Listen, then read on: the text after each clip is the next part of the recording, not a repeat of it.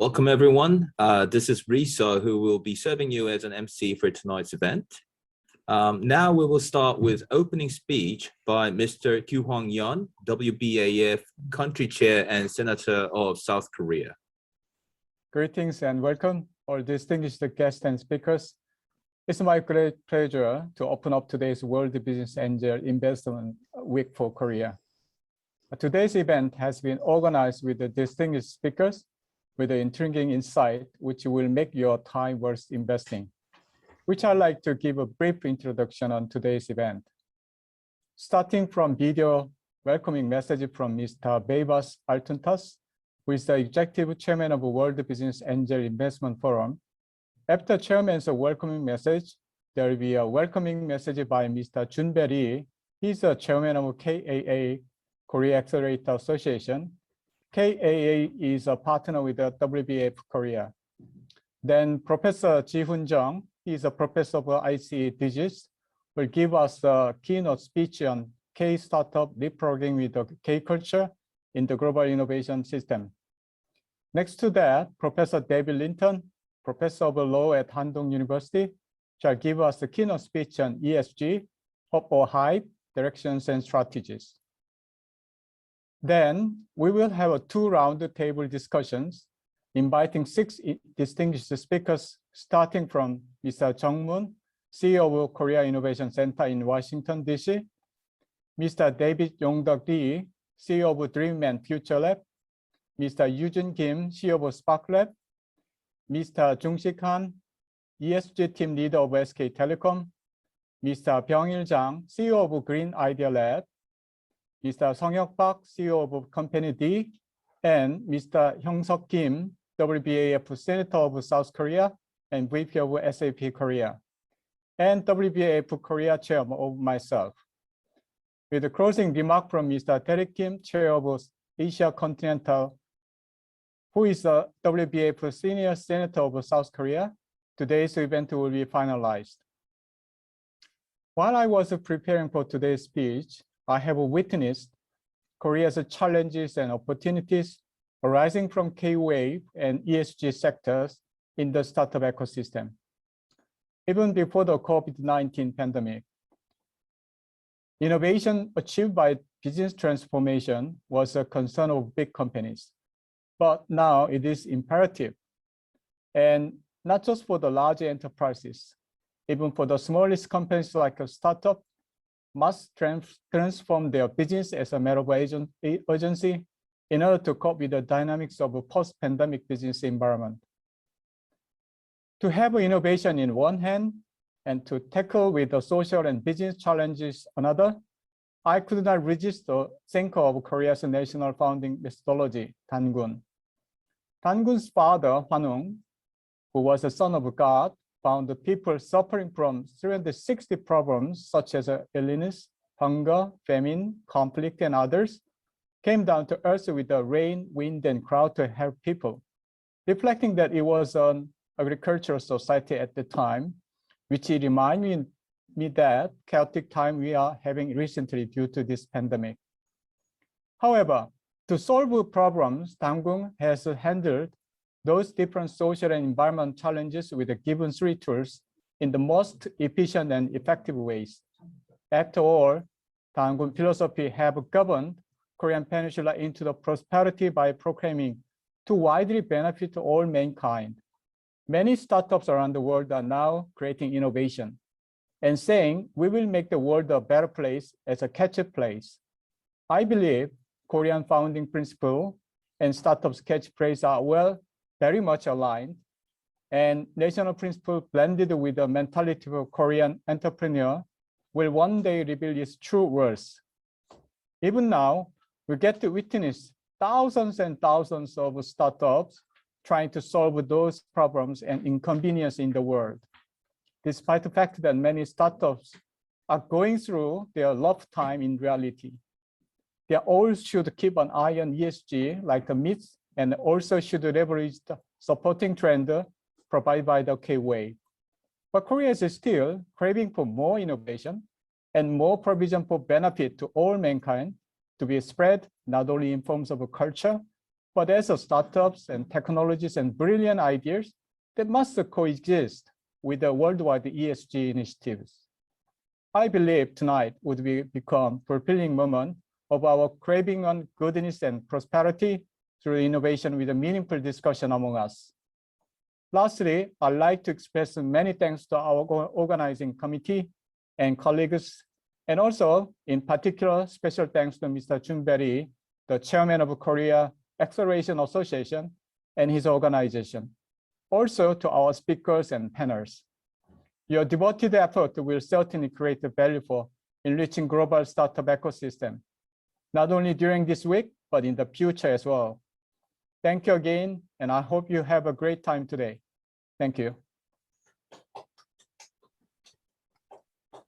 Thank you, Mr. Yeon. Now, it was really interesting to recognize some of the common traits between Korean myth and entrepreneurship. To continue, Mr. Baybars Altuntas, the executive chairman of World Business Angels Investment Forum and an affiliate partner of the G20 Global Partnership for Financial Inclusion, will give us a video message. Let's begin.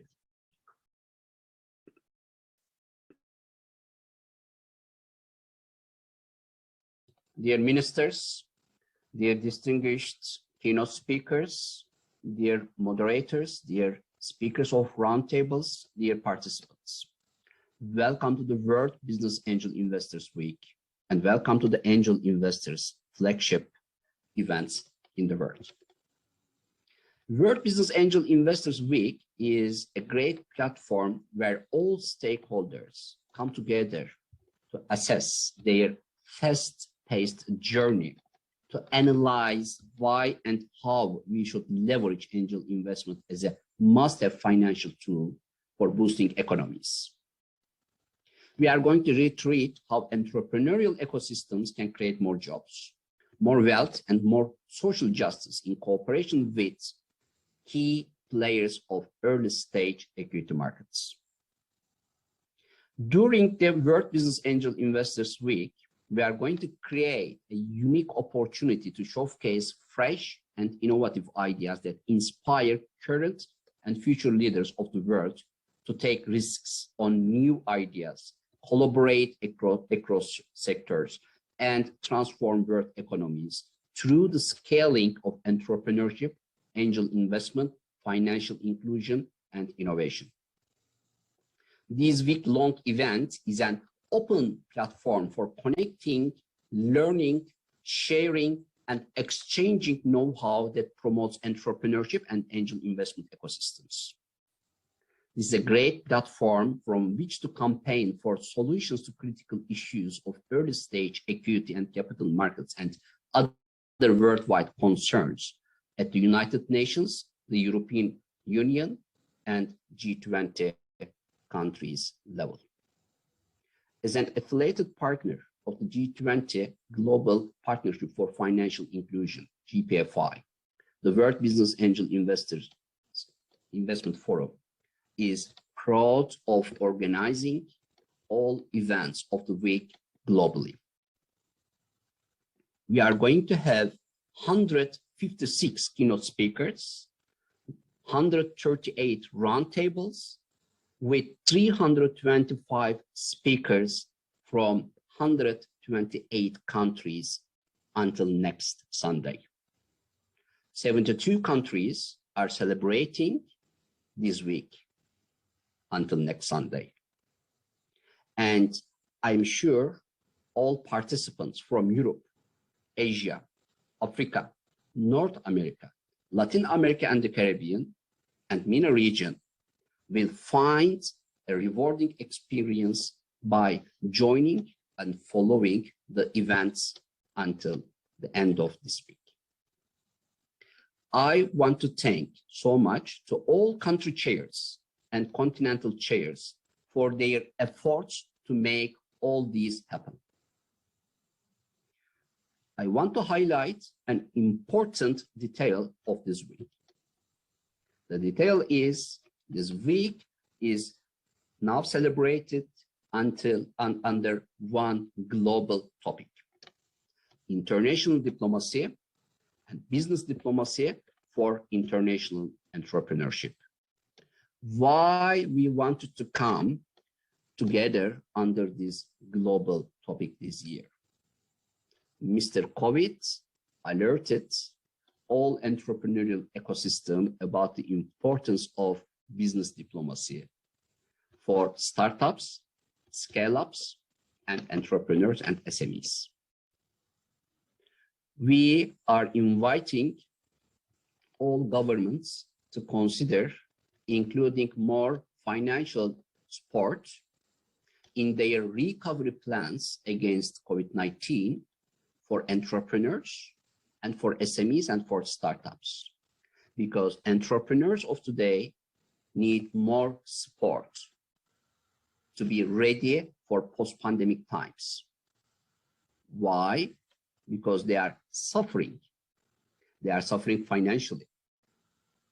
And governments should start immediately considering the importance of financial support for startups, because they are creating new jobs, they are creating new wealth, and they are contributing to social justice.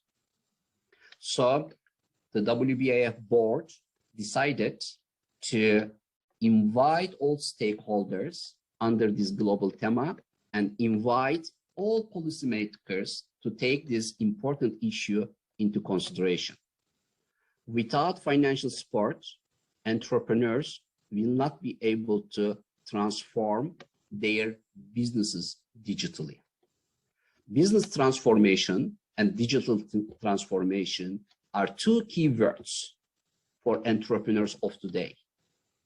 If they cannot succeed, if they cannot achieve transforming their businesses digitally, they are going to suffer more in the future, which means governments will suffer too, because these entrepreneurs will not be able to create more jobs in post-pandemic times. We are going to host 80,000 participants this year from almost all continents, and it is a great pleasure for me to see all global stakeholders of the WBAF came together to really support entrepreneurs and startups. All events this year and always will be free for everybody who want to join our global efforts in this week. I am sure you are going to find a rewarding experience by joining this week's events. And special thanks are going to all country chairs and continental chairs who made all these things happen. Thank you very much and enjoy. Well, thank you, Mr. Baybars, for creating such opportunity together, joint effort, and understanding and fostering ecosystem. So we shall now hear from Mr. Jun Bae Lee, Chairman of Korean Accelerator Association. So the floor is yours. 네, 안녕하십니까. 한국 엑셀러레이터 협회 협회장 이준배입니다. 세계적인 명성을 지닌 2021년 WBAF 엔젤 인베스터스 위크의 개최를 진심으로 축하드립니다. 특히 금년 WBAF 엔젤 위크에서 아시아 오프닝을 대한민국 원로 엑셀러레이터이자 협회 고문이시기도 한 김대진 위원장께서 맡으시고 한국이 주축이 되어 준비되었다고 하니 더없이 자랑스럽고 영광입니다. 글로벌에서의 스타트업과 투자자 간 교류 문화 창출에 큰 역할을 해주시는 베이버즈 알툰터스 회장님께 감사드리며 한국 세션을 준비하고 이끌어주신 김대진 위원장님, 그리고 연규황 세네터님, 김형섭 세네터님께 진심으로 감사의 말씀을 전합니다. 저는 대한민국 엑셀러레이터와 스타트업의 글로벌화에 언제나 굶주려 있습니다. 대한민국은 코로나19 재난 속에서도 성공적인 방역으로 선진국으로서의 면모를 갖추고 있으며 최근 오징어 게임, BTS, 쿠팡 등을 통해 세계의 중심으로 한 걸음 더 들어가고 있습니다. 작은 국가인 대한민국이 유능한 인재와 창의적 아이템으로 세계의 중심이 되어가고 있기에 글로벌에서의 스타트업 활약과 성장이 기대되는 요즘입니다. 이제 코로나 팬데믹도 어느덧 막바지에 다다르고 있습니다. 잠시 움츠렸던 글로벌 시장으로의 진출을 조심스럽지만 또한 과감하게 도전해야 할 시기를 맞이하고 있습니다. 대한민국 스타트업의 글로벌 활약에 엑셀러레이터가 함께 하여야 합니다. 그러기 위해 국내 엑셀러레이터뿐만이 아닌 글로벌 엑셀러레이터도 파트너로 함께 밀고 끌어야 할 것입니다. WBAF는 글로벌 창업 투자 문화를 만드는 기구입니다. 글로벌에서의 스타트업과 투자자가 소통하고 교류하는 문화의 공간으로서 전 세계 70여 개국이 참여하는 최대 규모의 조직입니다. 팬데믹 이전의 글로벌 창업 생태계는 기회를 가진 누군가의 특별한 능력이나 영역으로만 존재했다면 팬데믹 이후의 글로벌 창업 생태계는 그 어느 때보다 가까워지고 익숙해져 가고 있습니다. 원격으로 접속되는 환경이 이제 누구나 쉽게 이해하고 접근할 수 있는 분야가 되었으며 직접 만나 스킨십하지 않더라도 교감하고 소통하는 것에 가상현실은 어색한 환경이 아니게 되었습니다. 아이러니하게도 코로나19로 인해 디지털 세상이 빠르게 진화하고 있습니다. 우리 스타트업의 성장 영역에 있어 이제 작은 나라, 작은 시장을 탓하기에는 어려운 시기가 되고 말았습니다. 글로벌 시장으로의 진출은 거창한 목표가 아닌 당연한 과제이고 과정이 되었습니다. 이번 엔젤리크는 전 세계가 하나의 창업 생태계로서 창업과 투자 공동체로서 모아지는 역할을 할 것으로 기대합니다. 대한민국의 스타트업이 세계에서 널리 이름을 펼치길 바라며 그의 곁에 항상 엑셀러레이터가 함께함을 약속드립니다. 다시 한번 WBAF의 성공적 개최와 영원한 번영을 기원하겠습니다. 감사합니다. Thank you. Thank you, Mr. Jun Bae Lee, for taking part with us with sincere welcoming speech. As our first keynote speech session, Dr. Jihoon Jeong, Professor of DGIST, will give us the speech on K-Startup leapfrogging with K-culture in the global innovation ecosystem. The floor is yours, sir.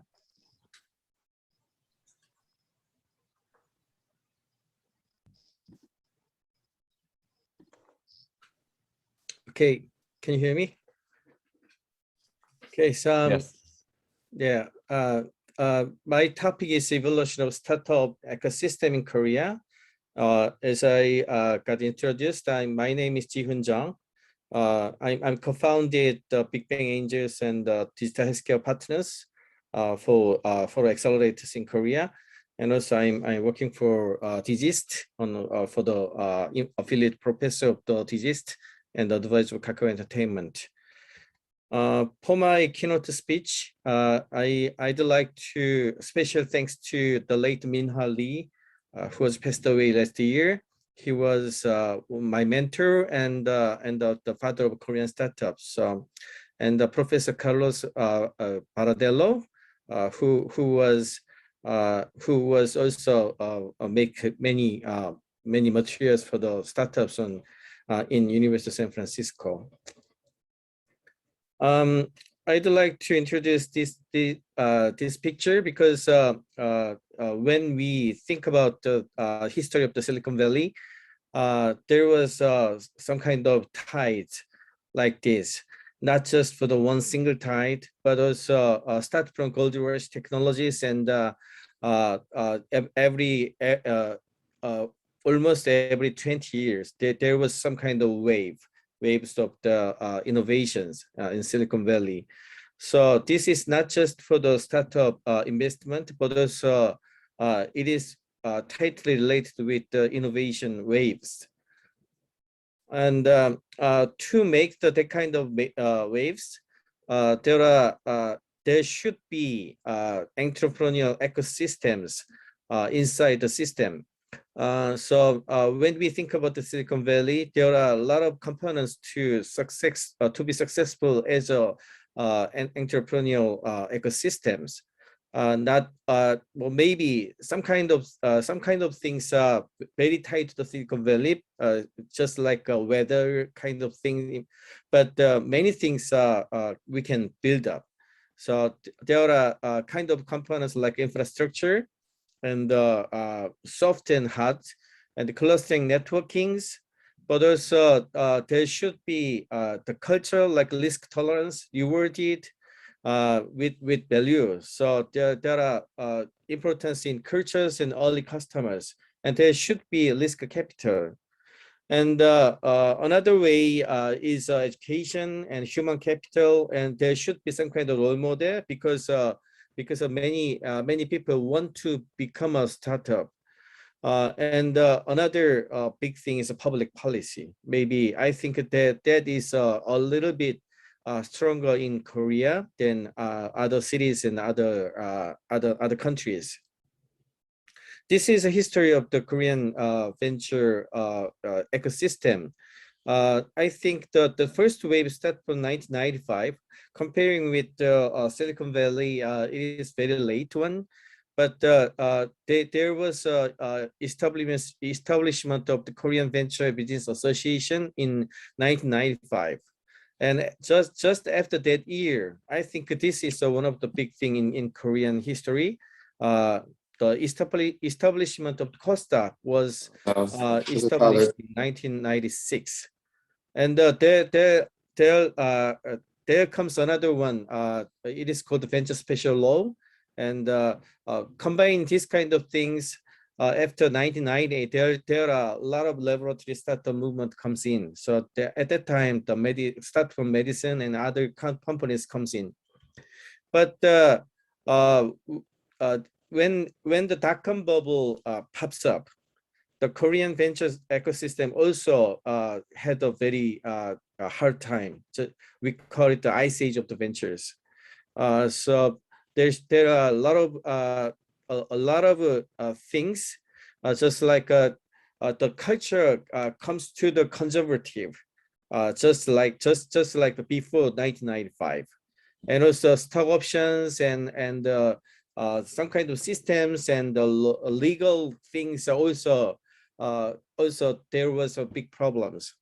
So I think start from 2002 and 2012, the venture ecosystem was not that good in Korea, but from 2013, I think the second venture boom is now coming up to Korea.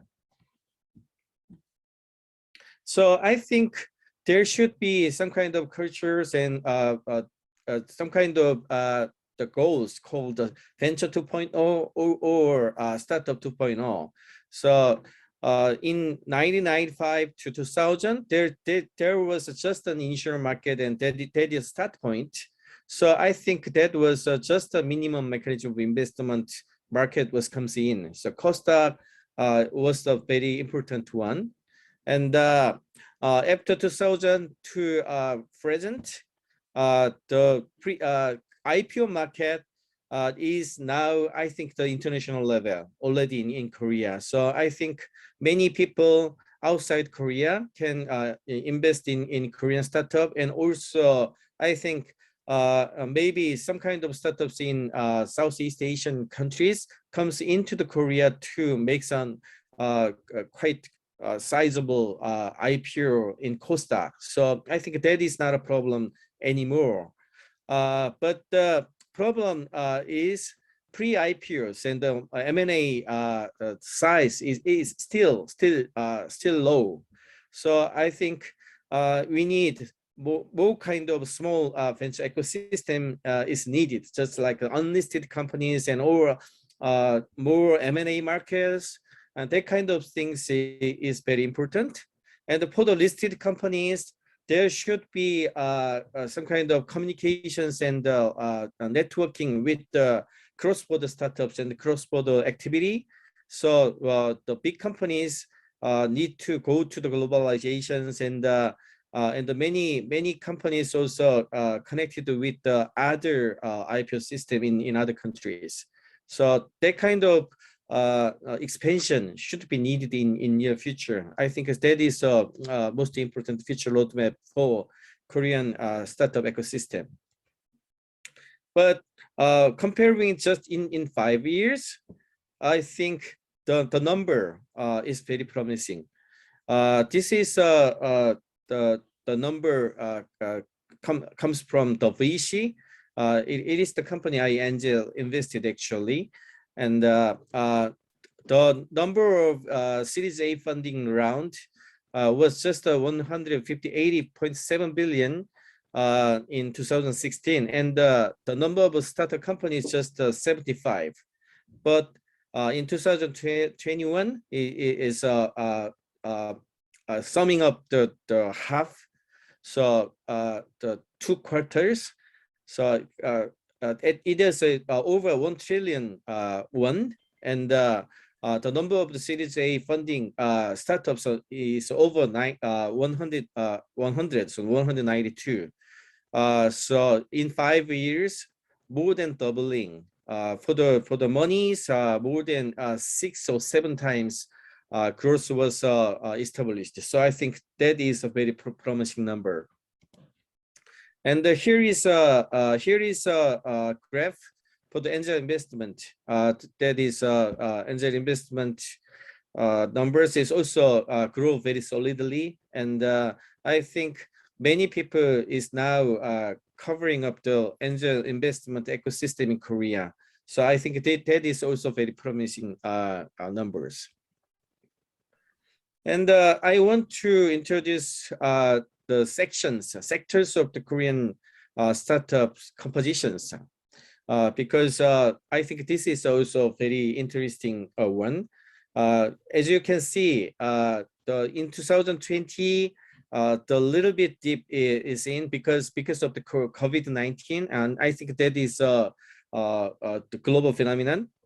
But the important thing in this graph is very various sectors is together. So consumer market, financial things, industrial, media, and telecommunications, energy, health, information technology, service startups, transport. So in Korea, almost all of the startup sectors can be thriving. So I think that this is a very good compositions. But we still have a next step. First of all, I think most of the Korean startup ecosystem is focused on just Korean startups. So start from last year, there was an event called the K-Startup Grand Challenge 2020 and 2021. So many global startups in outside Korea now comes into Korea to become a part of the world's largest 3 months global accelerator program. And I actually involved in some of the program last year. And I felt that now the Korean startup ecosystem will be much more solid and stronger. And here is another one we are preparing, combining with the Shinhan S Square bridges. There is a program called Bridge to Korea, and it will be start from November 1st to January 28th. The selection will be focused on the deep technology and bio, but the 6 company will be picked up for this kind of activity. And another one is outside of growth outside of Korea.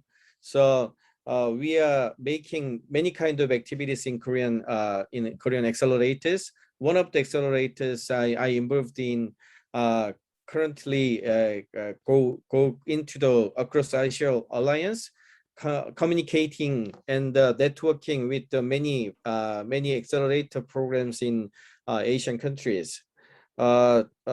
Actually, because of the COVID-19, last year and this year, the activity is not that good, not that active.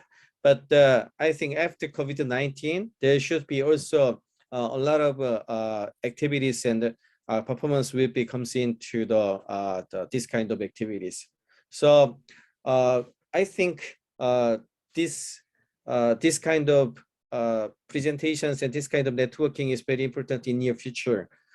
So I hope many angel investors outside Korea and many startups in Korea connect with this kind of cross-border investment people and hope to making a global startup. Thank you very much.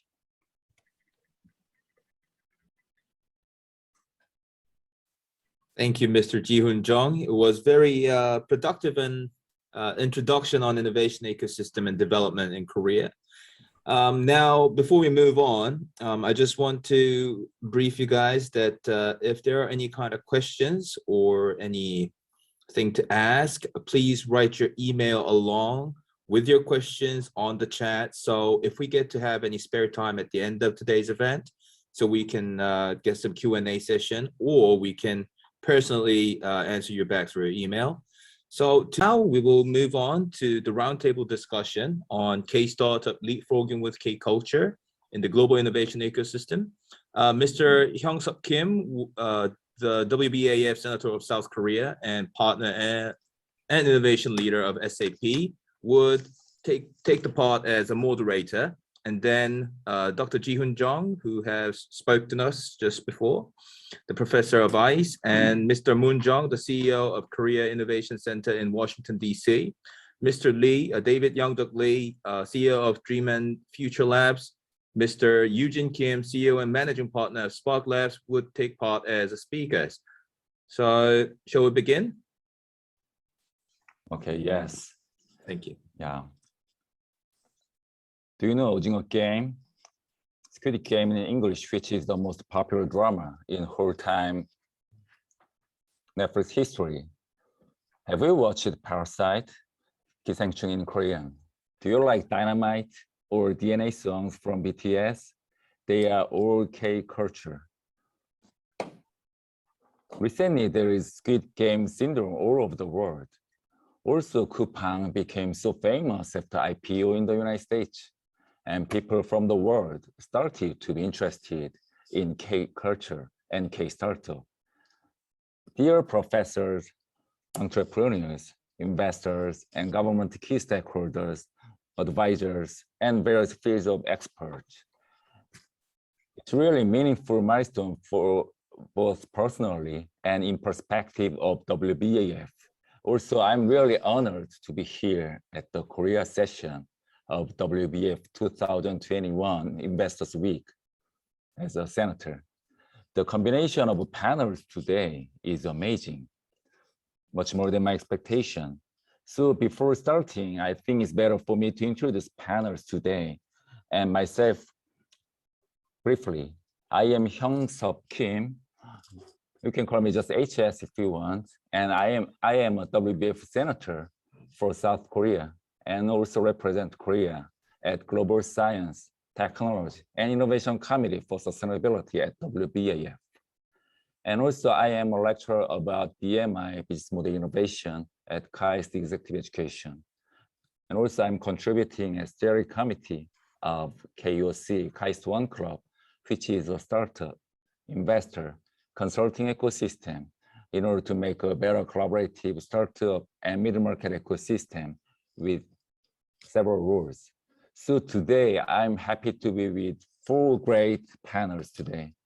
First, in academic perspective, I'm really honored to be with Professor Jihoon Jeong, who gave us a meaningful keynote speech about K-startup leapfrogging earlier. And second, in terms of both global leading company and startup view, I'm really thrilled to introduce David Youngduk Lee, who is a CEO of both Dream and Future Labs and Borrow AI, which is a private cloud AI company. And also he is famously known as a former CEO of NVIDIA Korea for 13 years. You know, NVIDIA is currently a globally leading semiconductor company in the world, and the valuation of NVIDIA is now much higher than Intel, more than doubled. And third, in perspective of government view. I'm really excited to introduce Jeong Moon. Actually, his Korean name is Jeong Moon, who is the CEO of KIC, Korea Innovation Center in Washington, D.C., the state. And finally, in terms of investment view, I proudly introduce Eugene Kim, who is the CEO and managing partner at one of the leading accelerators in Korea, Spark Labs. So actually, we have limited time today, but I'd like to utilize it as efficiently as possible. So through the panel discussion, I would like to hear experiences and thoughts from different fields of experts and find out some insights about K-startup leapfrogging. So we will hear insights from panelists for each 5 minutes first, and then we will shortly have a panel discussion about present and future of K-startups for making a globally collaborative startup ecosystem for 10 minutes. Then I will wrap up by summarizing meaningful and critical insights today's forum briefly discussed for 5 minutes. All right, so let's move to key questions for each panel first. So hi, David Yeong. You were a Korea CEO of global leading semiconductor company, NVIDIA, for 13 years until 2018, and founded a startup accelerator company, Dream & Future Labs, and a private cloud AI company, WBAW AI. So would you tell us what should be the key differentiation point of K-startups from other countries, including Silicon Valley? And what should K-startups prepare in order to collaborate with global and conglomerates such as NVIDIA? For 5 minutes. Yes, please. Yeah, thanks, HyungSup. Hello, everyone. Good evening, everyone, too. Here, Korea is right now about 7:45. Some of the people maybe in the morning, right? Okay, there are many tech-savvy people in Korea, and more than $3 billion investment from the government. So South Korea could be the perfect place to launch a startup, I think. And also the country certainly has a reputation as an innovative tech powerhouse. So South Korea startup ecosystem is thriving. Innovation ideas, enterprising founders, and an amiable support system both through domestic and international ventures make Korea a breeding ground of unicorns. From e-commerce market, blockchain, artificial intelligence, virtual reality, and fintech, also agricultural innovations. And HyungSup already says K-Korea contents and drama and pop. So South Korea startups succeed in multiple areas nowadays. As of this year, there are over 1.8 million startup companies here in South Korea, employing nearly 30 million people. In this July, the Korean Ministry of Small and Medium Enterprise Department announced that the country has 15 unicorn startups. To compare the last year, there were 13 unicorns Korean company. It's a huge growing up and huge developing by many startups to achieve their dream and their target in near future. And second question, a little bit, yeah. So Korean startup prepare in order to collaborate with global and large size of enterprise company, HyungSup questioned me. This case, I'd like to say my experience to all of you guys. So as I know, there are many startups supporting programs from global big companies. One example, NVIDIA, but an inception program for startup in worldwide, and NVIDIA headquarters get recommendation, high potential startup candidate from each country. And then they introduce them in a GTC stage. GTC means GPU Technology Conference in Silicon Valley, and NVIDIA invite more than 3,000 and 4,000 scientists and technical developers from the world. This is a huge opportunity to show what startup has competitiveness and differentiation of technology to several thousands of developers and scientists from the world. So I have seen many startups to grow up rapidly after they show technology in NVIDIA GPU technology stage. So one of my good memories is I invited one Korean medical AI startup in 2016 when I was NVIDIA Korea CEO. And they staged up GTC and presented their technology well. So now, amazing happened 5 years later. Today, they don't IPO in this summer. And more than 180 people do all of their best for being unicorn right now. So here are so important meeting why startup need to join or attend in global enterprise program is getting chance for globalization easier. I recommend all startup people to search support program worldwide, like NVIDIA and Google and Apple. There are so many inception and supporting program from world global leaders. And please try to apply and try to show your technology, what you do all of your best.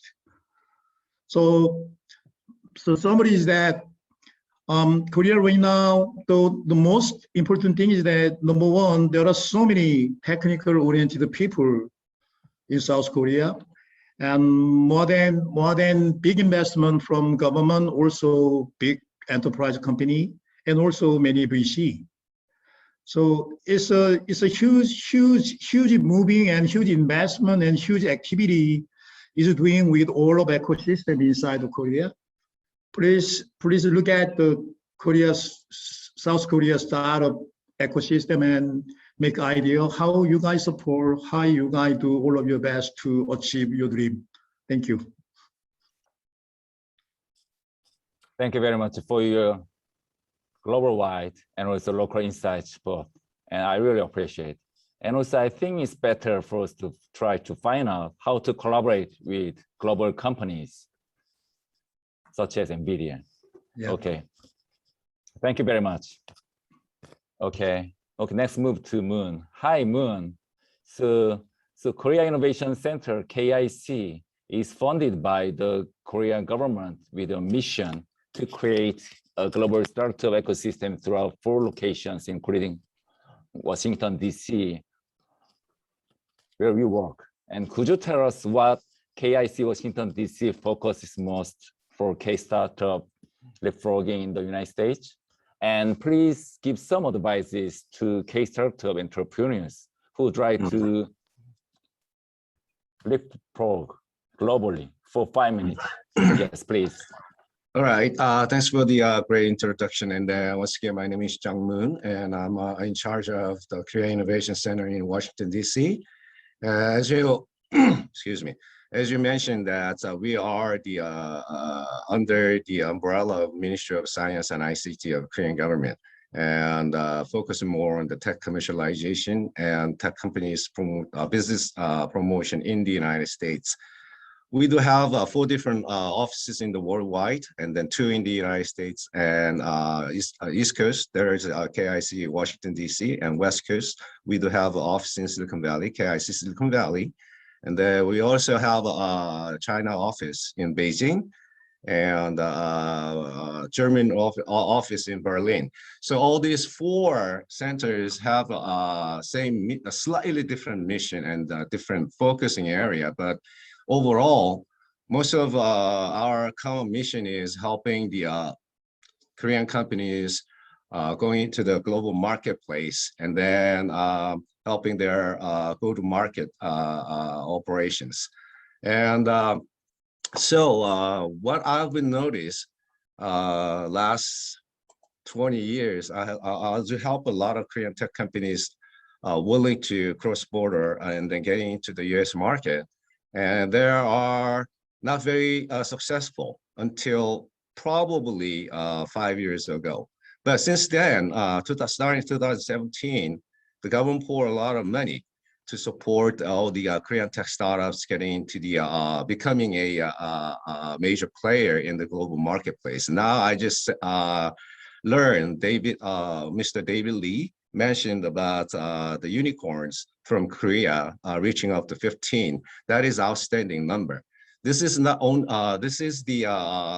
There is of course a lot of elements to support this kind of achievement from Korea. The thing is, the first thing is the willingness, and then investment from government is a key role, I think. Without that, it is building up the startup ecosystem is very hard. So we do the same thing in United States. We are a spearhead of helping the Korean tech companies getting into the regional market. So what we do is we try to build up the ecosystem around the KIC Washington, D.C. Meaning is that the industrial specialists and the mentors in different fields and investors in different stage and counter partners, corporate partners in a different kind of spectrum. So that is the government role. And then mostly what we do help is the East Coast, the characteristic of the East Coast market is slightly different from the Silicon Valley. So we do focus more on the different technology domains. Number one is cybersecurity. Because the East Coast is in DC particularly, there is a lot of federal and state and government agencies, just located. So the cybersecurity is number one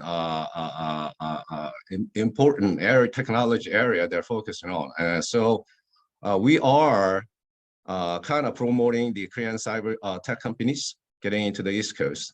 At the same time, biotech is very, very dominant in this market. So what we try to do is we build up the Korean tech companies ecosystem around the biotech field, including Baltimore, Boston, and New York, and Washington, D.C. as well. So these are the main two kind of technology field that we are trying to get connected and doing the business in the United States for Korean tech startups. And most of these, not only these two areas, but there is other technology domains that we are focused. We are trying to kind of focus at the moment is AI, along with the blockchain. And fintech is a humongous in East Coast. And then as well as digital healthcare and medical device. And there is a few more technology domains are very important for us to get connected and then help the Korean companies getting into the East Coast. That's the what we do. And so there is a humongous opportunity in East Coast as well. I'm originally from Silicon Valley. More than 20 plus years of my experience from West Coast is kind of giving me an understanding in the West Coast and the East Coast, the differences between these two regions. So from my experience, what I like to most of Korean tech entrepreneurs understand is Silicon Valley is a very severe battlefield. It is a battleground. It's very hard to survive. So if you are coming from Korea to get into the Silicon Valley without any kind of preparations, about 90% companies will fail. That is important, big difference. They do have their own, ecosystem in Silicon Valley, but whereas comparing the East Coast is much more a kind of embracing other countries, the foreign companies, local establishment and the business development, because they are also, East Coast is also a follower to the Silicon Valley. So they do have Silicon Alley, Silicon corridors, so that the followers are always kind of embracing and then allowed to work together with the different technology and with the great ideas from different countries. So much more friendly environment in East Coast, so that probably utilize this type of the local characteristics and the situations, probably helping or beneficial to Korean tech startups. So my establishing in a U.S. office in East Coast, and they're building up the reference in the track record. And then when they just the time is right, go to Silicon Valley for the scale up is going to be I think ideal for Korean tech startups. That's my experience. I'd like to share with. And Hi, Moon. Actually, we have limited time, so actually we okay. can move later and then to All right. discuss. All right. Yep. Okay. Thank Thank you you. very much.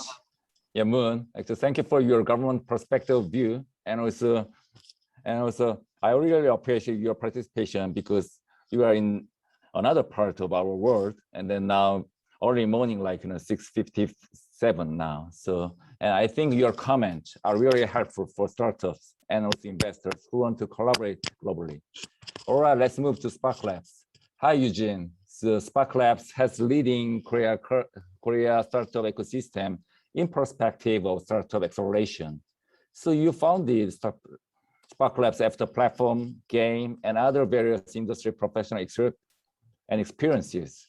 So could you tell us what are the core competencies for startups in terms of investors' view, and how do angel investors and incubators and accelerators and VCs work together, and then how to improve? Okay, yeah, for 5 minutes, please. Yeah.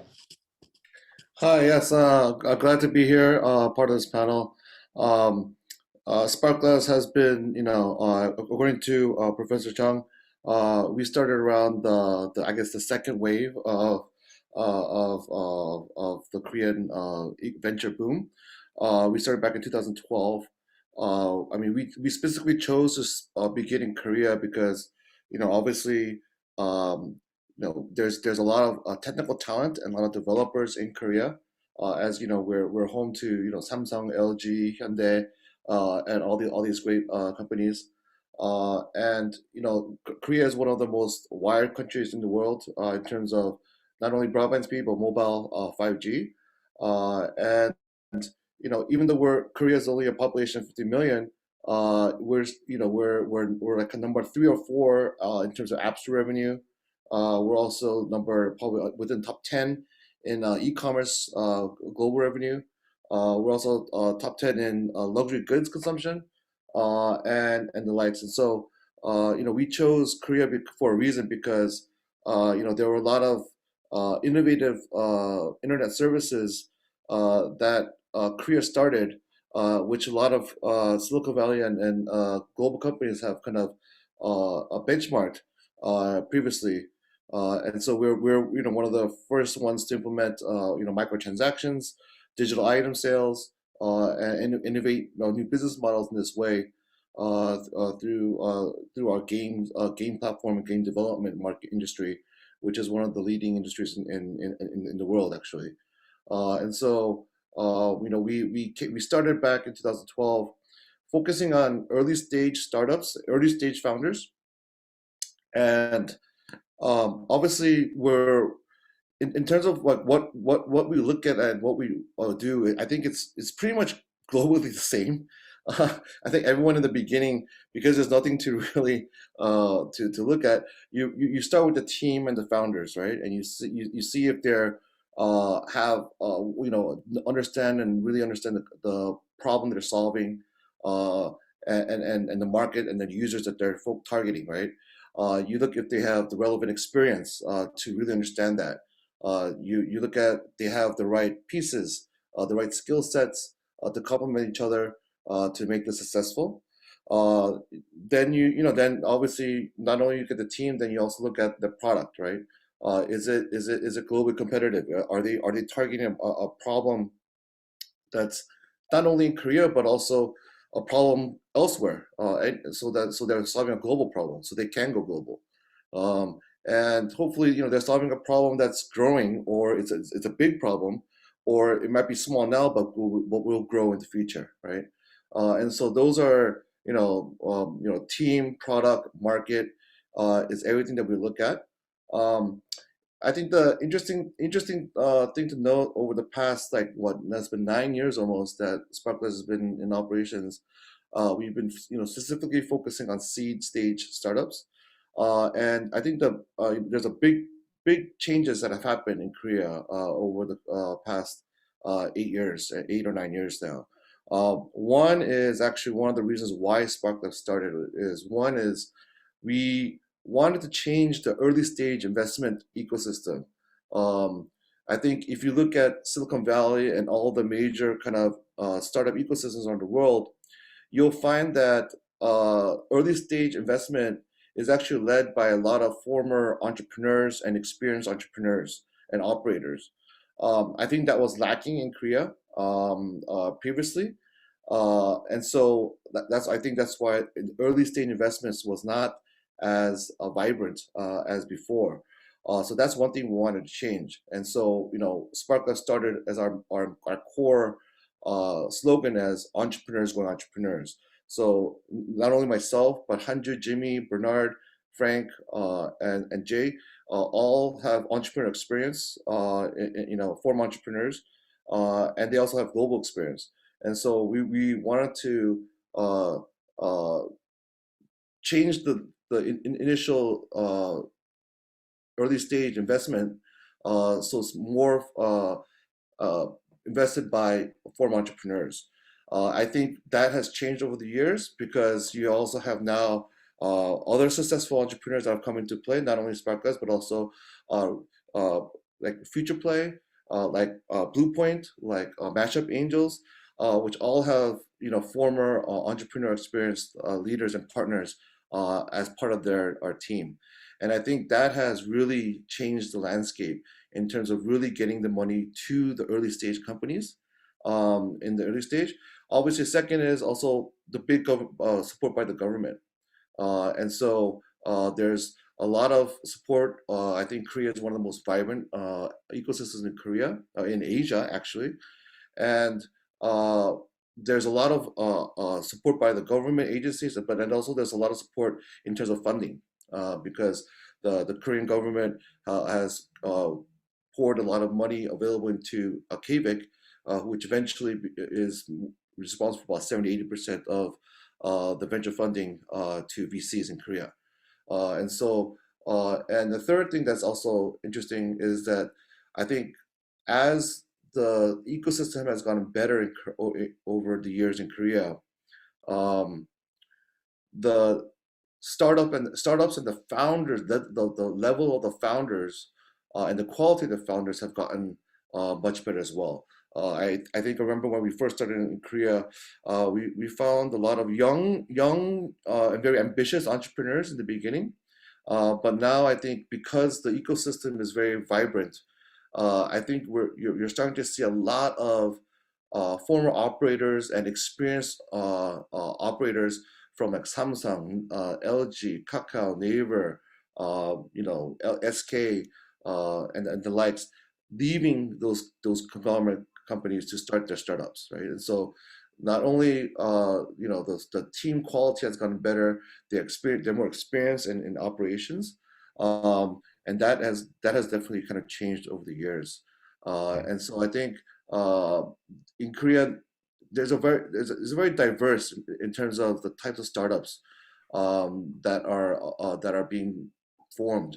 You're seeing anywhere from commerce to media to anything related to influencers and creators to really deep tech companies to even biotech, healthcare, fintech. I mean, SparkLab's portfolio has really has become really diverse in terms of the sectors, and I think that's only going to grow going forward. Finally, yes. Actually, we can talk about detail through our panel discussion. Actually, okay, we have a minute behind. All right. Got it. Okay, thank you for your understanding, and thank you very much. I really appreciate your sharing investment-wise viewpoint for startup and also mid-market ecosystem, and then we can discuss more about through our panel discussion. Okay, thank you for your understanding. All right, so okay, Professor Jihoon Jeong. Actually, you have various kinds of professional experiences of investment and consulting advisory, and also even CX roles, and also you have experiences in Silicon Valley. So how are the differences between angel investors in Korea and Silicon Valley briefly? Okay, just tell us. I think fundamentally, angel investors in Silicon Valley and Korea is not that different. So all angel investors are so a little bit different from financial investment. So I think the one of the most important thing is how I can help the startups to grow. So when I select the companies to invest, one of the big question is how can I have this company? If there is nothing to do with that kind of things, then I don't invest. So that is the difference between the financial investment and angel investors. I think that is the totally same as the Korean and Silicon Valley angel investors. But if we think about the portions, so many Silicon Valley investors, angel investors, and not only for the Silicon Valley, but also recently I've taken 4 startup companies to grow in New York City in 2019. So at the time, I've got same feeling at the city. So the important thing is how to connect with the startups to the real business kind of things. The percentage and the portions of the investors in Silicon Valley and New York City is a little bit bigger to think about the kind of roles. But nowadays in Korean angel investor ecosystem is growing very fast.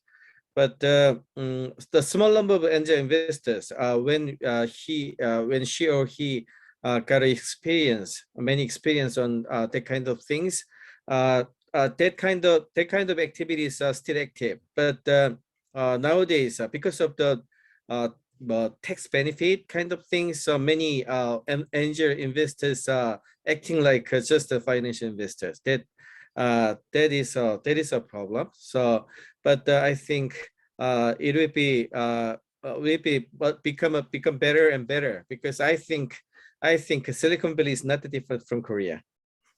Okay, thank you very much, Professor Jeong. And also your comment was very impressive to me. And also I learned a lot from your messages. So there's no big difference between Korea and Silicon Valley in terms of also startup and also investment. All right, so actually from now, how about having a free panel discussion? So any panel here, please share your opinions based on your expert areas, such as economic and global company-wise, and startup perspective, and government side, and also investment view. So actually, our discussion topic is how we can make and help global collaboration ecosystem for K startups in perspectives of investment and large enterprise companies collaboration and government support and so on. So actually, we can have a discussion, and then we have already minutes behind. So actually, we are going to have a minute or panel discussion. So who goes first? How can I make a better startup collaborations ecosystem? I think I started first as a government perspective. Okay, so once again, my name is Jeong. Being a government-backed incubator in different regions is very hard, and then we are far from the Korea, and the focus more on the helping more on the U.S. side, and definitely building up network with angel investors and different stage financial investors, as well as corporate venture capital as well. So we do have a kind of building up the network in the United States, focusing more onto the East Coast. But thing is that when we talk about K startups cross-boarding to the United States, there's a lot of hurdles before coming to the United States. Because first thing is they are not familiar with business practice in the United States. and then they do not understand, not understand, but lack of understanding in the UC investors' perspective, what type of company they are willing to invest, and then how to build a great team.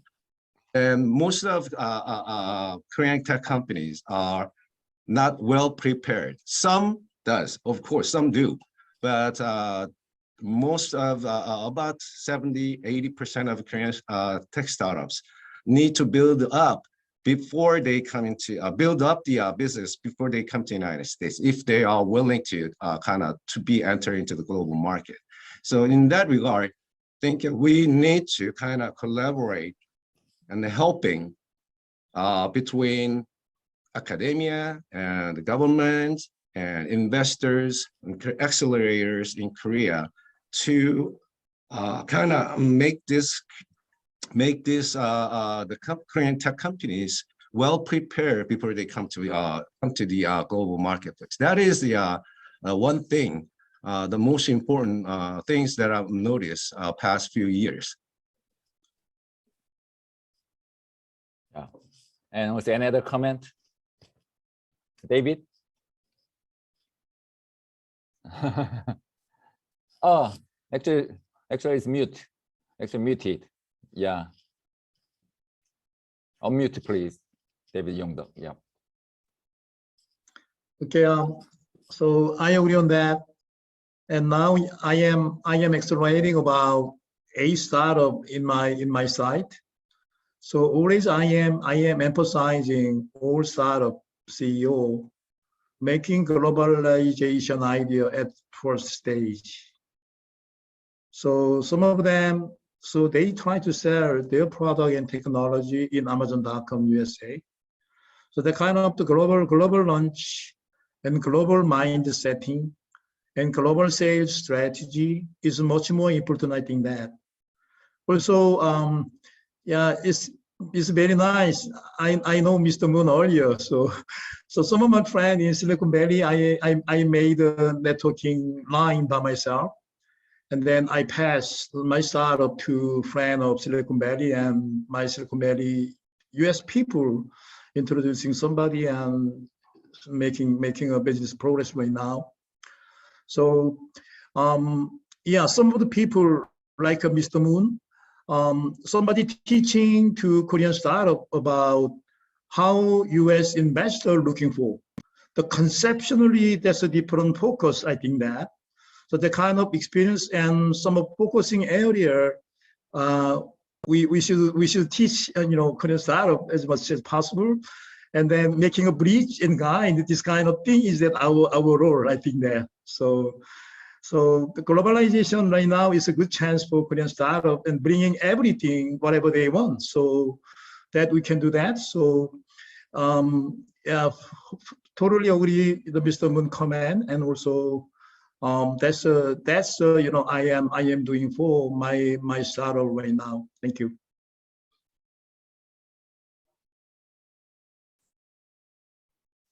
And any idea? Eugene, you look like you want to say something, right? Yeah. So I think there's a change in strategies for Korean startups. I mean, when I was back in NHN and we tried to enter the US market, it was more kind of like, hey, let's take our people, let's go bring our technology, we'll have money, and then we'll try to repeat what we did in Korea, right? The problem is all of our personnel was from Korea. We did not know marketing practices and all that kind of stuff. So actually we failed, right? I think these days startups are different because nowadays startups, because we have LinkedIn, because we have social networks, right?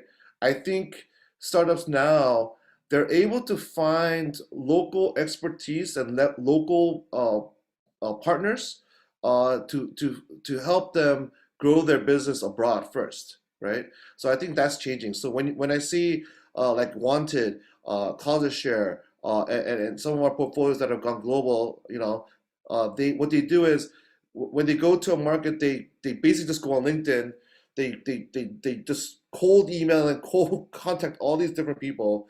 When they go to that country, all they do is interview and talk with these people to find a partner for them to work with that they can help them guide them, right, and make them successful. So I think that's kind of changed from kind of what we saw in Korea we call a 맹땅 heading, right, strategy, right, to now a little more smarter, connected strategy, right? I think that's kind of changed. But again, I always tell startups, you have to, before you go global, you have to find your product market fit and your business first, right? If you can't find product market fit in Korea, it's probably going to be a little hard to find it in elsewhere, right? Because you don't know the market there, you don't know the people, you don't know your customers, and so I think it's first about finding product market fit, taking that, trying to repeat that in the market, but with local expertise and local help, right? I think that's the key. All right, thank you very much. And finally, Professor Jeong, would you say something more about Okay. it? Yeah. It's running out of time, I think. But anyways, most important thing is that this kind of activities, the frequent meetings, and it depends on the people. So when I choose to some kind of startup, pick up the startup to go to the United States, in case of the New York City, I chose that kind of activity because nobody does it. Nobody did it because not only for the investment, but also creating business opportunity is the first, and then I think investment will follow. Most of the steps I think is a little bit complex. As I mean, not going to the get invested, but going to the market. That is the key point, I think. All right, thank you very much. I really appreciate all practical comments from you. And also at the same time, I'm really sorry for too short time. And then just I'm gonna arrange another event and then for longer time. And then okay, and then please join them. And then please say yes also later again. So I think I think there are two meanings for this kind of global seminar and also event. So actually one is importance regarding large volume and size, and also the other one is critical and also essential list because it is a meaningful milestone even though the volume and size are not big enough. So I think the meaning of today's session, the Korea session of the WBAF 2021 investment week, is the second one, and it's more meaningful start of our new next exciting journey and also leapfrogging. So I'd like to close the first panel discussion about case starter leapfrogging with a quote from my favorite Theodore Levitt, economist and professor at Harvard Business School, HBS, as I posted through LinkedIn, Facebook, and also other communication channels. So actually creativity is thinking of new things, but actually innovation is doing new things. So actually we are moving to the next phase for innovation, not focusing on just a dream and ideation, but focusing on also execution itself. So I hope everything is going well with your family and you under COVID-19 situation. And also I hope you enjoyed this panel discussion, and also it is precious for all of you. And thank you for listening to this case starter panel discussion. All right, thank you. Thank you. I almost forgot my role as an MC. I just really dug into the topics. I mean, as an entrepreneur myself, I really would have loved to have some personal time. I almost felt like I was an audience. But anyway, let's get on to our next roundtable meeting on the topic of ESG, hope or hype, directions and strategies. Mr. Yeon, the Kevin Kyuhwang Yeon will take a role as the moderator. And the speakers would be Dr. David Linton, Professor of Law of Handong University, Mr. Jeong Byung-il, CEO of Green Idea Lab, Mr. Han Jung-sik, ESG team leader of SK Telecom.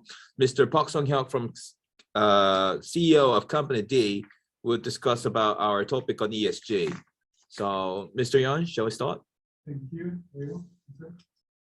Please unmute yourself, Mr. Yeon. Right. Okay. Same is Okay. Right. Thank you very much. I think now is our time. ESG. I think as a founder, any of a startup founder, when they come to the startup ecosystem, they probably surprised to hear so much, so many different, jargons or buzzword we call, vocabulary you have to learn about. One of the vocabulary probably you heard about the MVP, and some of the, go-to-market strategy, G2M, product market fit or something like that. I mean, those jargons you have to get familiar, otherwise you are not one that, looking for that, startup company.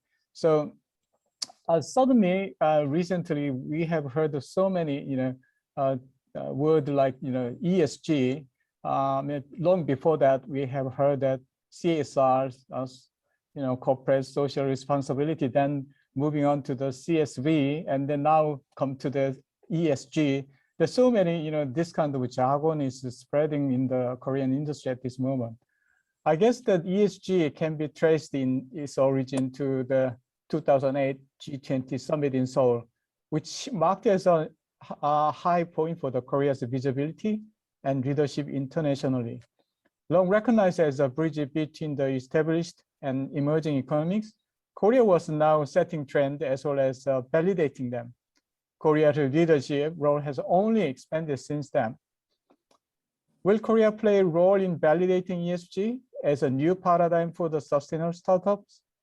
Or will ESG be revealed as a more hype than hope?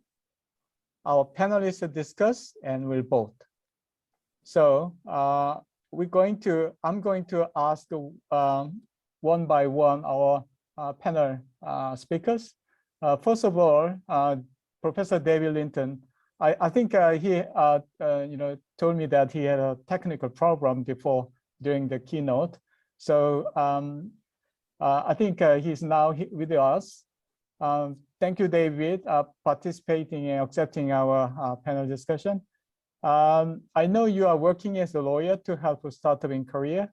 How does that inform your understanding of ESG? An interesting example or case you can share with us? Sure. So I'd like to work off of something you said earlier. Startup founders are already having to learn many jargon and terms to communicate properly in the venture capital context, the startup world, while also focusing on their product development and making their business, well, keeping it afloat from cash flow perspective. And so if they're already doing that, and then you have this whole nother area of ESG expectations thrown on them. And so I think from the lawyers and startup lawyers perspective, the first thing I would say is that everything, whether it's legal or compliance or the like, it should all serve the business, not the other way around. We don't want to be in a situation where these ancillary or secondary concerns end up sort of leading and dragging the tail wagging the dog is the expression.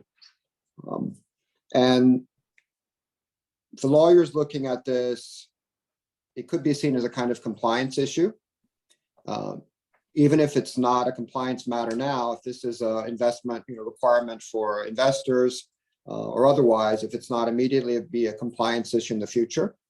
And so what do you want to do with compliance issues? You want to kind of manage the risk and mitigate the risk, keep it limited so that the business can focus on it. So I think that could be conceived as a bit of a negative way of looking at it. But from the startup founder's perspective, they don't have separate legal departments and compliance departments and CSR or CSV departments. So founders are always scrambling to find whatever limit makes the most of whatever time they have, right, surviving.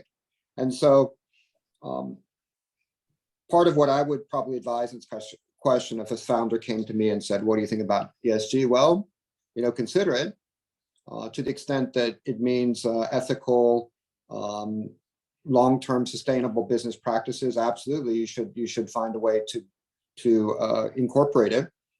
But on the other hand, if your business is, you can't make payroll next month, you're running out of funds, between developing a comprehensive, thoughtful ESG program versus surviving, it's a pretty easy decision. And so I think this is where the startup area for ESG and startups is a bit unique compared to larger companies, investment firms, and the like.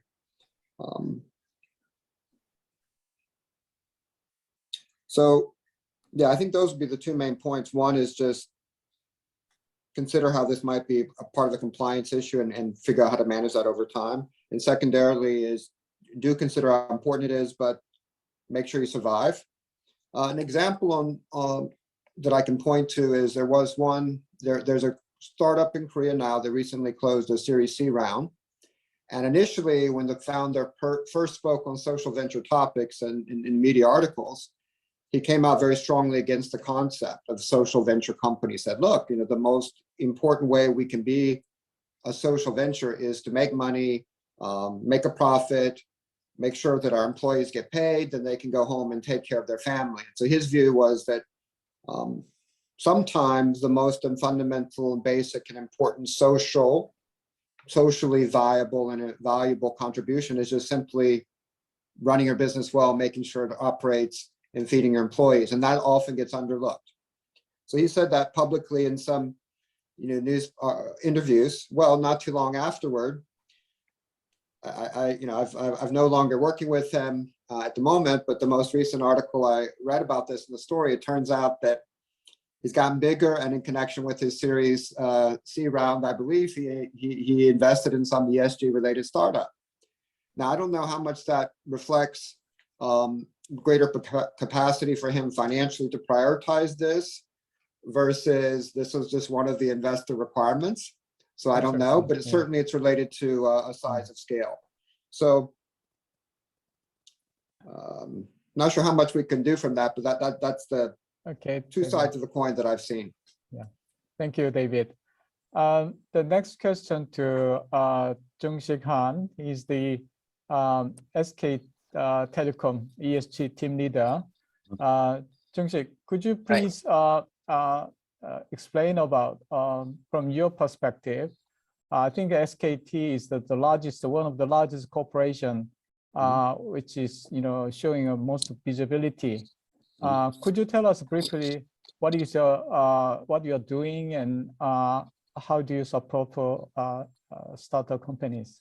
Yes, the SK is, as you already mentioned, that it's very focusing on all years of the social value first, and now as whole SK Group is very focusing on the ESG because of our long-term strategy for the companies, for the happiness of all. So that is one of the main reasons for we are focusing on the ESG. As you know, SK Telecom is #1 MNO in Korea and ICT reader, and 5G is for the first launched in Korea. And Group is also #2 in Korea too.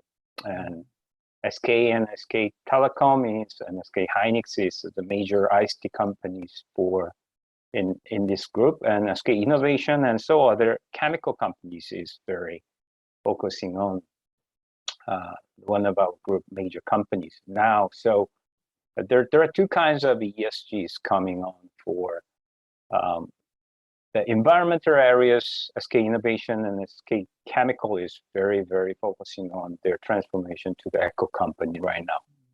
And SK Telecom is, we have a strategy for how can we help and support the environmental and social values to make it happen by ICT technology. So for some kind of AI and other smart factories or other sensings or something like that. But and in that is a supporting area. But now we have a target is the ESG is mostly important, the value of operating organization. SKT has a goal is for 48 emission reduction. That is in 2030, and we have already mentioned that announced the net zero for 2050. And also, we have some kind of internal strategies. 10% of revenue is engaged in the social value. That is our the goal is very, very tough goal to make it happen. And last one is for the 100% corporate transparency. But in the working area, like me and the team members and we are very focusing on the ENS. The governance is another area what we are talking about. And so SK Telecom has using the Accelerator program. The name is True Innovation. True Innovation is for the same as the Spark Labs or something like that. We are gathering the companies from the venture and the startups to working with our these domains. That means we give them some kind of office or other little bit of funding or something like that, but we give the startups to have a real the BM trial with our business domains. That means business real things. But it's even though we do not have the direct investment, but we are focusing on the kind of chances make the startups to have a very good chances to work with the real world. That now is we are focusing on that is ESG is engaged in the startup accelerating programs. So working with Microsoft on SAP or some other the Sopung or something like that, kind of collaborating to find the very good companies for the ESG areas, for the social and the environmental areas. We are gathering 14 companies for right now to working with us at the accelerating program right now. So the startup is one of the main areas we are focusing on the ESG. That means for open collaboration area. But we are very focusing on what is the main areas to support startups to understand the ESG and how can they use that mainframe from the large and mid-sized companies, give them the chances to work with together. So it's a very it's a dramatic areas because there are a bunch of things happen, and also SK Telecom and Kakao made some kind of ESG fund for around 9 million each. So we are trying to find which companies the right partners to invest right now. So bunch of things happen, but open collaboration and our main strategy is to make sustainable BM. That's the main goal right now. So we're very, thank you. Thank you. Right. Okay. The next question to Sung-hyuk Park. He's the CEO of a company D. Sung-hyuk, I know you work closely with the founders of many startups, in particular those focused on social aspect. In your view, how high is the priority should ESG be for startup today? Why? Could you tell us about this? Yeah, it's very difficult questions. But when you're gonna consider to invest the startup will have some matter with ESG matter, and the size of impact is very important, I guess, because we consider the two parts. One is the social value, and the other part is economic value. So economic value, so we consider the ROI. However, we also consider the social value. That is very, very important. For example, in terms of the environment, we invested the one company, the changing the old truck into the electronic truck, because the old truck is make a lot of air pollutions. So in that case, it makes them, especially the big cities, got a big problem. So these days, even in China, they prevent them, enter the city, something like that. So the changing the car, in certain period is not quite easy, but they plan to them that kind of make some kind of services to turn into them old truck to the electronic truck. So I think that is a good services that we decided to invest. And the other side is we also consider the social, area, and we invested on so-called Sensi, and they made they tried to make some kind of brave books for the blind people, because the blind people needed that kind of book. However, as you know, making the blind book, it takes a very, very long time, at least 6 months for one book. So that's why they cannot catch up on these days very fast change informations. But since it provided kind of very new technical services, and they can make the books just 2 days or sometimes in 1 day. So it means after you publish some kind of news, even blind people can catch those kind of news. And also important thing is even they can find some kind of substitute tools to catch up some information. The problem is how can I get them more high education, because if we think about them math, or if we think about the chemical equations, you cannot learn without them brave books. So when you're gonna invest, we also think about the economic value, but we also consider them ESG area. So yeah, if we invest that money, and then if we they make some lot of impact in the world, probably we're so happy, and also we have make some great opportunity to serve the world. Okay, great. Our next participant speaker is Byung-il Jang. He's CEO of Green Idea Lab. I think this company is a very unique company working in the ESG topics.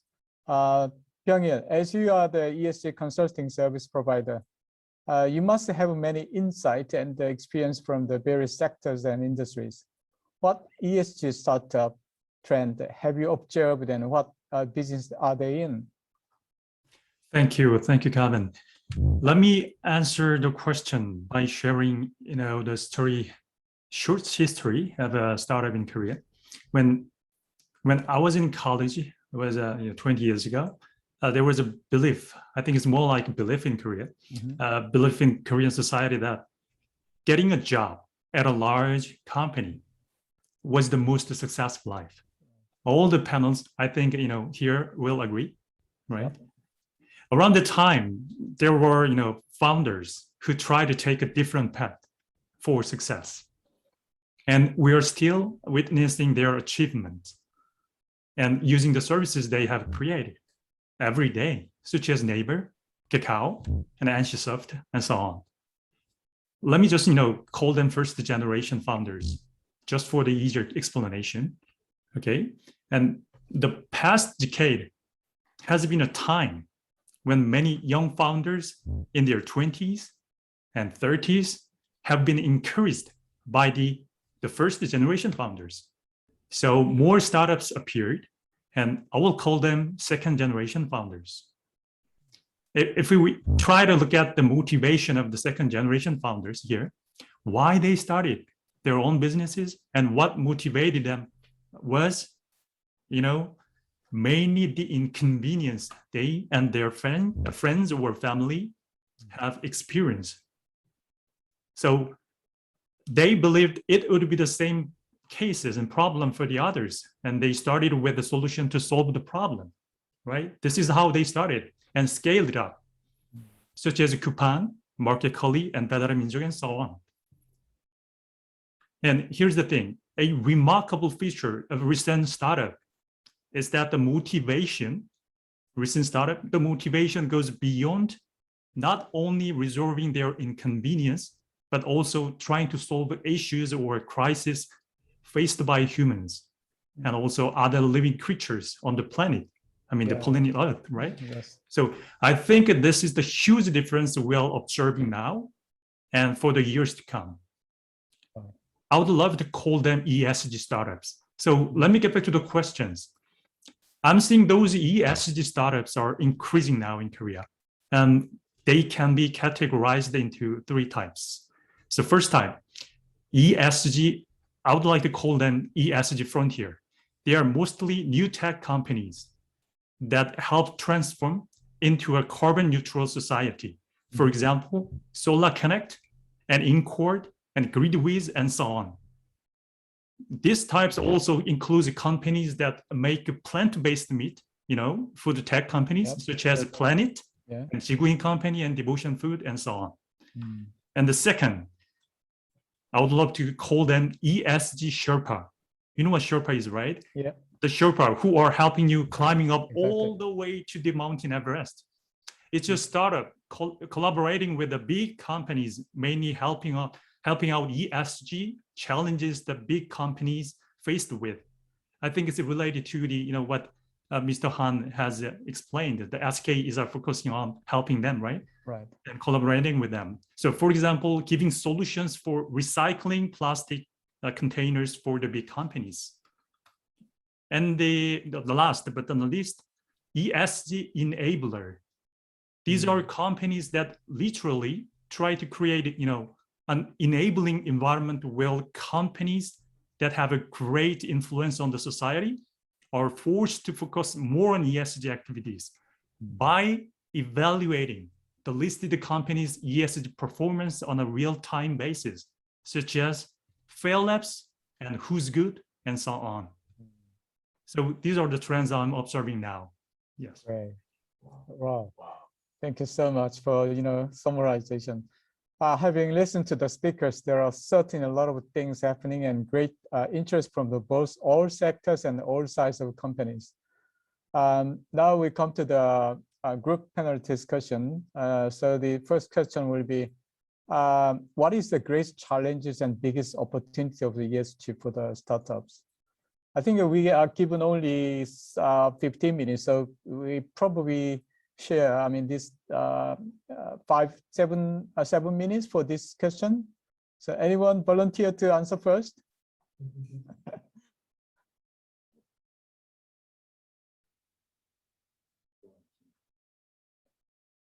For the large companies such as SK Telecom, we are now, ESG is, as you mentioned, as you see in the TV advertisement, ESG is one of the very big issues for us. And now we are trying to find the companies which started is better for working with us, trying to find some kind of technology basis and other the investment areas.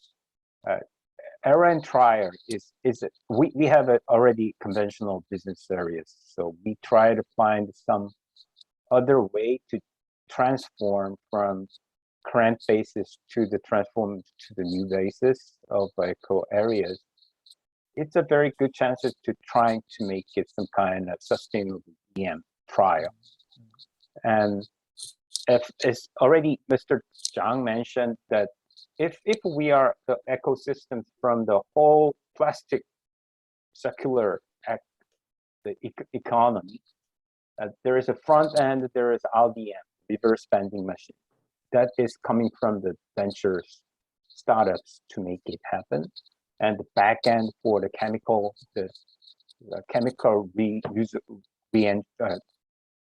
chemical recycling or something like that is happening in the large chemical companies or something like that. So it's a very, very good chances for the startups to find some way, even though their BM is not only for the environmental things, they have to find some kind of ecosystems or framework of the ESG to find some solutions and investment chances or hiring people or technology areas. So it's a good chances for that, right. I think. But other thing is that we use at the startup side using that is a chances to getting the fund or business areas. It's a very good chances, I think. Well, having listened to all the speakers, I just recall that once I've been to Silicon Valley, I visited the place called Singularity University. This Singularity University has a lot of startups. The startup has the fantastic ideas, and they try to solve the problem that human face. Normally, the climate change and the massive famine in Africa area. They try. I mean, those startups are trying to solve those problems. I mean, these are the problems that I would say, similar with the, somehow the concept of the ESG. So that's probably the opportunity. Yeah. Okay. I think because of the time pressure, we have to move to another question. Right. Do we have to close our discussion with the last question is, tell me about what the takeaways or advice for the startup companies with the ESG. I mean, we talk about opportunities and challenges now. What startup have to do? I mean, what is the takeaway? Well, I think the first thing they have to do is take a look at ESG and what the implications are. It's not something they can ignore. And if it's not cheating to kind of combine with the previous question, we could also think of it as the startup founders who have very limited time, especially the very early stage. They should consider, is this an opportunity or a challenge for me and my company and my focus? And so for some, it's clearly an opportunity. It might even be the opportunity that makes the success of the company. For others, at their stage and in their circumstance, their business focus, it could be more of a challenge than an opportunity. So main takeaway, face ESG and figure out which it is, and then pursue or avoid, depending on it's a challenge or opportunity. Interesting. So, Yeon, do you have anything to say? Well,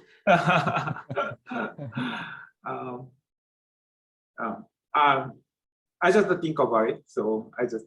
Okay, then Pyongyang, you mentioned last time that startups they're really struggling the day-to-day operation because of the these are pandemic and the financial pressure a lot. I mean, just keeping all the guidelines of ESG is really hard for the early startup companies. But even though the situation like that, but once they become a larger company, it's very hard to reverse back to the following the ESG guideline. So could you explain about that a little bit more? Yes, I strongly believe because this is a startup, right? This is a small company, so they can react to what the society are, requiring for very quickly. It's more easier than the big companies are doing. So I think for the startups hoping to be a ESG leader in this market or to be a sustainable company, I just want to say, please do care what kinds of climate impact your business has on. And please do think and try hard to manage, the climate impact at every step of your business. So I'm trying to say, among the ESG, I think at this time, what the startups have to do and mainly focusing on should be the environment, because the society and the people in the society are different from where we have been. They are now fully aware of what's important and what's not important for our sustainability. That's what I believe. That's the takeaway I want to give them. Yeah. Jeong-sik, do you have anything to add on this? So that.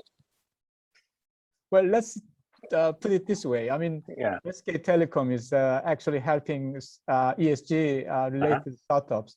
If you select them, what is the criteria to select them from your company's view? So the SK Telecom is inside. We have to have some kind of relationship with our technology. So we are finding some kind of social barrier areas the silent taxi, the driver is very hard of hearing. And we are supporting some kind of a panel in the back end to make some kind of communication with the world for the drivers to the taxi customers. And also, even though SK Telecom is some kind of renewable electricity for our base station or something like that kind of, but it's not a big deal. So we have to find a work with chemical companies, SK Eco Plant or other, working with the eco of plastic renewable circular cycle. And we are working with the back end for how can it data management, what is the IoT technology is supported for the communication and that kind of things. So I think that is a mainframe. So as already Dr. David Linton already mentioned that the startups have to understand what kind of big the framework is changed and how to they have used for some areas, even though their whole business model is not only for the ESG, not environmental, but they have to working with the small things, but ESG is come through their sustainable BM. That should be the very big hope for to increase their value of the company or BM business models, I think. So even though not only for it's environmental whole things, but the small things, but have to think about social value or the climate or the carbon or something like that. Is one of the big issue point of their BM for the sustainability and investment or something like that. Okay. Yeah. Thank you. Yeah. So, yep. I do like to add some kind of for the startup, because startup is just a small company, so it's not a big company, so they cannot do like the big company. So even I say you should consider the ESG. Startup cannot, but in terms of the startup, I guess the important thing is how to contribute to some value for the communities. That is the basic value. So even we just call the ESG, the main idea is contribution for the community, right? So so we just don't, even we are just focused on the ESG, but if we think about the startup, so I think contribution, sharing some information and interchange some kind of knowledge, that's the more important things, I guess. I just added some point. Yes. Okay, so sounds like the start, even though startup, it is really struggling with the everyday a survivor and then tackle with all the problems, but still have to be, the part of the larger community have to contribute. I think that's the basic concept of this our discussion today. Now is almost a time to closing our discussion. So I'd like to suggest to you that whether the ESG, we just talking quite a lot, but is it hype or hope? I want to raise your hands and then let's see how we get answers.